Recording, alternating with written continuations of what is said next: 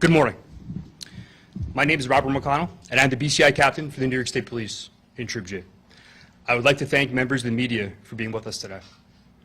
I'm joined to the podium by Zone Commander, Captain Gary Denise, Assistant BCI Commander of Troop G, Lieutenant Andrew Cornell, Acting Director of Forest Protection, Dave Patcher, Deputy Commissioner, Matthew Franklin, Acting Colonel Brian Gillis, Captain Scott Daly from the Department of Environmental Conservation of Public Protection. The New York State Police and our partners is currently investigating the homicide of Melina Fratolin. I want to remind everyone that this is an ongoing investigation, and this information is preliminary and subject to change. On Saturday, July 19th, 2025, at approximately 10 o'clock p.m., Warren County 911 received a call from a man reporting his 9-year-old daughter missing with a possible abduction in the area of exit 22 of I-87 Northway in Lake George. The child was identified as Melina Fratolin, age 9, and the caller as her father, Luciano Fratolin, age 45. The New York State Police and Warren County Sheriff's Office immediately responded to the area of exit 22 of the Northway and initiated investigation in an attempt to locate Melina. On Sunday, July 20th, a search detail comprised of officers from multiple agencies conducted an organized search in the town of Ticonderoga, New York. In an area Mr. Fratolin was suspected of having visited. During that search detail, at approximately 10:50, members of the New York State Police Forest Rangers located Melina deceased in the shallow portion of a pond. This investigation has revealed that on July 11th, 2025, Mr. Fratolin and Melina, both residents of Montreal, Quebec, legally entered the United States for the purpose of a vacation. They were expected to return to Canada on Sunday, July 20th, at which time Melina would be returned to the custody of her mother in Montreal. The mother and Mr. Fratolin had been estranged since 2019. The child resided full-time with her mother, and Fratolin visited with the child when in Canada. At about 5:30 p.m. on July 20th, Melina is observed with her father on video surveillance in Saratoga Springs, New York. At about 6:30 p.m., she spoke to her mother on the phone and told her she and her father were en route back to Canada. The child appeared to be in good health and did not indicate she was under any duress. The investigation has determined sometime after Melina's phone call with her mother and before Mr. Fratolin's 911 call, he allegedly murdered Melina and left her body in a remote area where she was later discovered by law enforcement. Initial reports from Mr. Fratolin of a suspicious white van in the area of the alleged disappearance was proven to be untrue. The suspect has been charged with murder in the second degree and concealment of a human corpse. He was then transported to the Essex County Correctional Facility where he was held pending arraignment. The suspect is scheduled to be at Ticonderoga Town Court this morning for arraignment. Melina's cause of death is pending the results of an autopsy, which is scheduled for later today. This is certainly a difficult case and a heartbreaking investigation. On behalf of the New York State Police and our law enforcement partners, I want to offer our condolences to the family of Melina.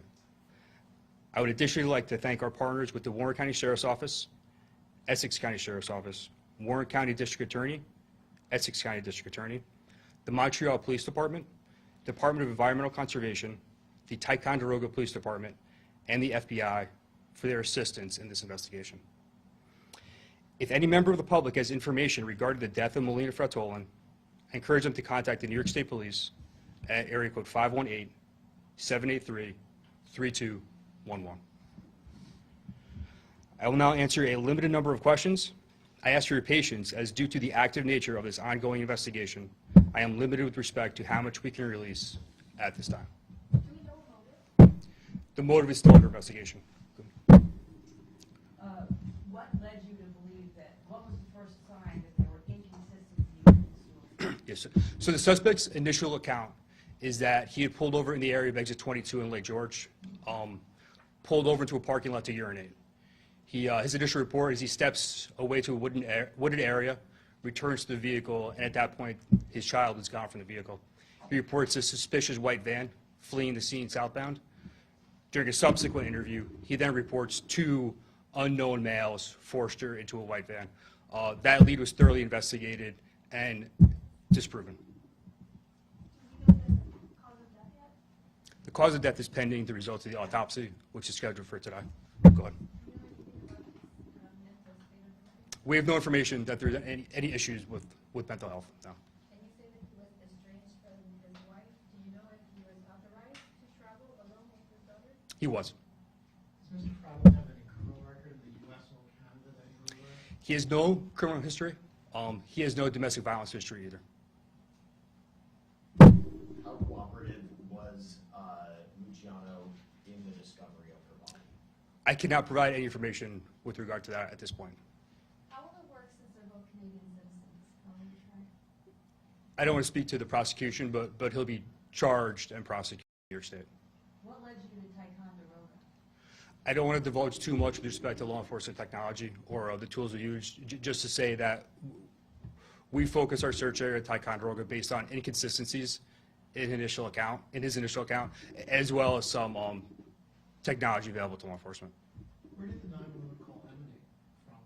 The suspect, No, geographically. Where was Warren it? County. Okay. Was it in Lake George though, or was it? It was the area of Lake George, correct, in the area of exit 22. Forgive me if this was already covered. What are the charges? Murder in the second degree and concealment of the human corpse. In terms of the Amber Alert, I know there's been reports of some people getting it, some not. Can you just tell us what the process was in issuing the Amber Alerts and what time? I don't have the time in front of me, but I can tell you just any time an Amber Alert is issued, there's a balance between providing prompt information to the public, but also ensuring that information is accurate and reliable. We don't want to numb the public with unvetted alerts. So in this case, it was difficult to confirm some of the initial information provided by the suspect. Do we know if they're visiting US? It was just a vacation. It was a planned vacation. They visited a couple locations in Connecticut as well as New York. They were most recently in New York City. You said surveillance was in Saratoga Springs. Was that the last piece of surveillance you received, or was there anything more than that? That's correct. Could you just go over the timeline one more time? I do not have the timeline in front of me. What was the surveillance? Where was that? Was that a business or? It was at a restaurant. Do you know about how many officers were devoted to this search? I can't give you a number. It would be measured in the dozens. The Warren County Sheriff's Office sent every resource available to investigate this right at its inception. Same with the New York State Police. We had us in conjunction with the law enforcement partners. We had aviation, drones, K-9, investigators, uniformed troopers. Every resource we had to bear, we applied in this investigation. Where will the arraignment be held today, and do you have a time? I don't have a time. It's scheduled for today in town of Ticonderoga Court. Just to clarify, you said the body was found in shallow water? In the shallow portion of a pond in a remote area. That's correct. What area was that? We're not divulging the location at this point. Did it appear that he had tried to conceal the body? Yes. How do you think the response was? You had a multi-agency search in a very short period of time. How did that work for you? How do you think that went? Public safety is always our number one priority. While these cases are very rare, they are incredibly tragic. And I just want to ensure the public that the New York State Police and our law enforcement partners will always utilize all available resources to apprehend any offenders that endanger children. Can you talk at all about how difficult this case was involving a 9-year-old girl? It was very difficult. It's very emotional. I was at the command post when we received notification that she was deceased. It was very difficult and emotional.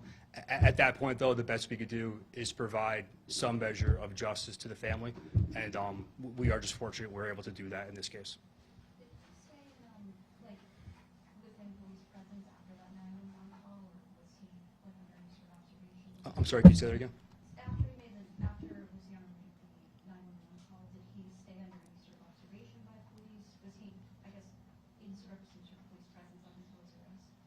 Yes, he reported this. He fabricated the initial report of the abduction, and he was in the custody of police from that point on. Take one more question, guys. Did you say that the mother, I'm sorry, did you say if the mother had any concerns about the safety of her daughter while she was with him? She had no concerns for her daughter's safety while she was with him. She knew that he was taking her on this trip to the States. Law enforcement was in contact with her as well as Montreal PD during the course of the investigation. Thank you. Thanks so much.